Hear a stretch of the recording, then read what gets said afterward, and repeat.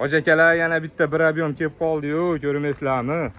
2011-yil chiqarilgan. Xuddi boyagini singari kuzovida ishi bor. Orqa oldi toza, kaltagi yo'q mashinali. Kraskasida ozmoz ishlari bor ekan. Mana bunga o'xshagan. Yaqinlab kelsam ko'rinadi mana. Miyatinalari bor ekanda ozgina. Atak qolgan holatlari zo'r mashinani, balonlari holati yaxshi ekan, motor, korobka, ходовой hech yerida ishi yo'q. Aynaklarida bitta ham sinig'i yo'q. Ichki salonlarini ko'ramiz. Elektropaket, hoji akalar, orqa oldi polni elektropaket.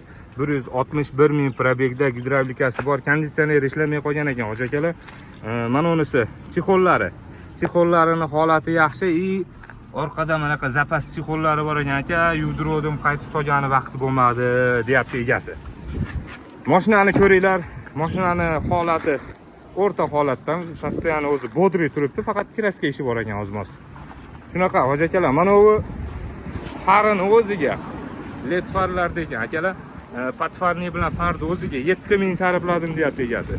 Bahosi 250 ming so'm bahosi hoji akalar, 250 ming so'm.